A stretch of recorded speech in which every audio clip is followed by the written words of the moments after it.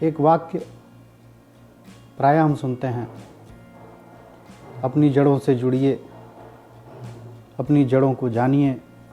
क्या आपको अपनी जड़ों का पता है? आपकी जड़ें कहाँ हैं?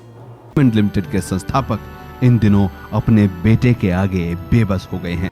जानकारी के मुताबिक सहारा श्री के अंतिम संस्कार में उनके बेटे और पत्नी शामिल नहीं होंगी। जय श्री महाकाल मित्रों, काफ़ी दिनों बाद आपसे साक्षात्कार हो रहा है। कतिपय कारणोंवश या यूँ कहिए कि तीर्थाटन देशाटन में व्यस्तता के कारण आप लोगों के समक्ष उपस्थित नहीं हो सका, किंतु आज एक महत्वपूर्ण प्रश्न के साथ उपस्थित हुआ हूँ और जब प्रश्न की चर्चा करेंगे तो समाधान पर भी चर्चा करेंगे ही, उसके उत्तर की भी चर्चा करेंगे। हम अक्सर एक वाक्य सुनते हैं, अपनी जड़ों से जुड़िए, अपनी जड़ों को जानिए। कई बार कुछ लोग हमें सदैव हानि पहुंचाने के लिए तत्पर रहते हैं। ऐसे में हम कहते हैं कि वो तो हमारी जड़ें ही खोदने में लगा रहता है, किंतु ये जड़ें होती क्या हैं? जड़ें कहते किसे हैं? क्या आपको अपनी जड़ों का पता है? आपकी जड़ें कहाँ हैं? प्राचीन काल से एक हमारे यहाँ परंपरा रही है कि संयुक्त परिवार होते थे, उसमें घर में एक रसोई घर होता था, पाकशाला होती थी, एक प्रसव कक्ष होता था जिसमें प्रत्येक परिवार के प्रत्येक नवजात शिशुओं का जन्म उसी कक्ष में हुआ करता था। तत्पश्चात उसकी और भी सारी प्रक्रियाएं हैं, उस पर चर्चा नहीं करेंगे। आज हम जड़ों पर ही बात करेंगे। आपने किसी नवजात बच्चे को देखा होगा तो उसकी नाल लगी होती है। अम्बिलिकल कॉर्ड जो बच्चे और माँ को जोड़ती है उसको काटा जाता है। ये अम्बिलिकल कॉर्ड आपको बच्चे की धुन्नी यानी जो बच्चे की बेली है उसमें दिखाई देती है। बहुत छोटा सा पार्ट छोड़ दिया जाता है जिसको स्तंभ बोलते हैं। जो गर्भा अवस्था में जब शिशु वो होता है तो उस नलिका द्वारा ही उसको जीवन हेतु, विकास हेतु आवश्यक भोजन सामग्री उस तक पहुंचता है। बाद में जब शिशु का जन्म होता है तो उस नाल से उस शिशु को अलग कर दिया जाता है,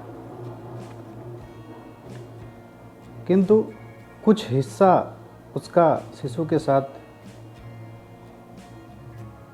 सप्ताह 15 दिन तक लगा रहता है और कुछ समय पश्चात जब वह नाल का शेष भाग शरीर से पृथक हो जाता है तो उसे यूं ही कूड़ेदान में या कचरे में फेंका नहीं जाता था। उसकी एक विशेष प्रक्रिया है, उस नाल के अंश को विधि विधान पूर्वक एक सुनिश्चित स्थान पर उसको रोपित किया जाता था। भूमि के अंदर 1.25 हाथ का एक खड्डा करके उसके विधि विधान से पूजन करके उसको एक जगह रोपित किया जाता था। तो उस स्थान से और सारे उस परिवार के अंदर जितने भी लोग जन्म लेते थे, उस निश्चित स्थान पर सभी के नाल रोपित किए जाते थे। तो उस स्थान को मातृभूमि की संज्ञा प्राप्त होती है, क्योंकि जिस प्रकार से माँ से वह नाल जुड़े रखता था गर्भावस्था के दौरान, गर्भ शिशु के गर्भ में, ठीक उसी प्रकार धरती माता जो माता है हमारी, उसके साथ परिवार के समस्त लोगों के नाल उस एक विशिष्ट स्थान पर रोपित थे, जिस कारण से उनका लगाव मृत्यु पर्यंत तक उस स्थान से रहता था। वह युवावस्था में विभिन्न जीवन यापन हेतु उद्योग के लिए विभिन्न स्थानों पर जाते थे लोग, लेकिन पुनः एक कालावधि के पश्चात मातृभूमि से वो दूर नहीं रह सकते थे, मातृभूमि की तरफ वापस आना ही था। और जो परिवार के लोग थे उनसे उसका विशेष स्नेह रहता था। भ्रामक तथाकथित विकास और वैज्ञानिक प्रगति के दौर में हम अपनी रीति और परंपराओं को पीछे छोड़ चुके हैं। इसके दुष्परिणाम हमको देखने को मिलते हैं।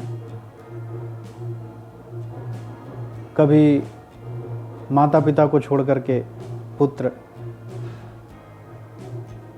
विदेश चला जाता है और वापस ही नहीं आता है। हाल की कई घटनाएं, जैसे कि रेमंड के स्वामी की घटना आपको याद ही होगी, वैसे ही हाल फिलहाल की घटनाओं में सहारा ग्रुप के जो चेयरमैन थे सुब्रत राय जी, उनके साथ भी यही हुआ। उन्होंने सारी आयु संपत्ति जुटाने में व्यय की और अंतिम समय में उनके पुत्रों ने ही उनको त्याग दिया। लिमिटेड के संस्थापक इन दिनों अपने बेटे के आगे बेबस हो गए हैं। करीब 3000 करोड़ की इस रेमंड कंपनी को शुरू करने वाले विजयपंत सिंघानिया अपनी सारी जायदाद बेटे के नाम कर चुके हैं।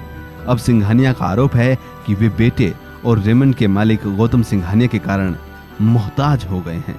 रिटायरमेंट के बाद विजयपंत मुंबई की ही ग्रेट पराडी सोसाइटी में किराए पर रह रहे हैं।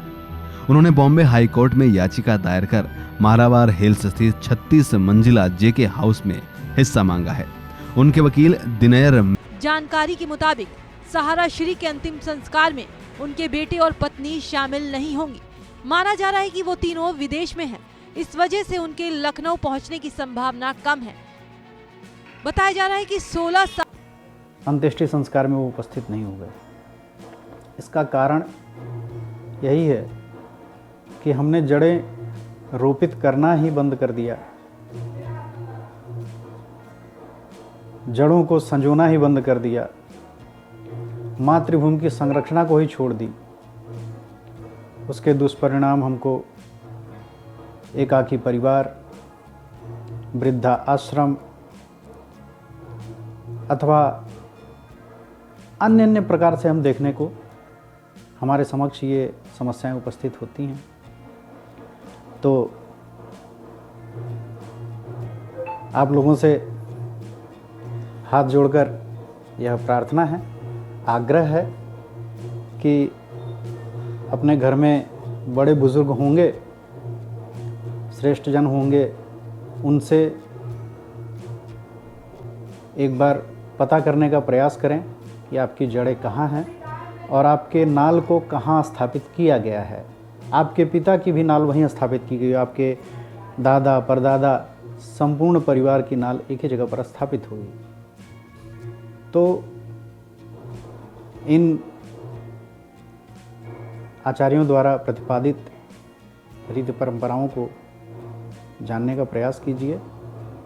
इनके बहुत सारे सुखद परिणाम हमें आपको दिखाई देंगे। जानकारी कैसी लगी कमेंट करके अवश्य बताएं, और अच्छी लगी हो तो चैनल को सब्सक्राइब करना ना भूलें, ताकि ऐसी जानकारियाँ आपको उपलब्ध होती रहें। और जितना हो सके ज़्यादा से ज़्यादा इसे शेयर करें, ताकि अधिक से अधिक लोगों तक ये जानकारी पहुँचे और लोगों को लाभ हो। एक सशक्त समाज के निर्माण में इस प्रकार से हम सहयोग प्रदान कर सकते हैं। तो कृपया अधिक से अधिक शेयर करें। मिलते हैं कुछ अन्य रोचक जानकारियों के साथ। तब तक नमो नमः। जय श्री महाकाल।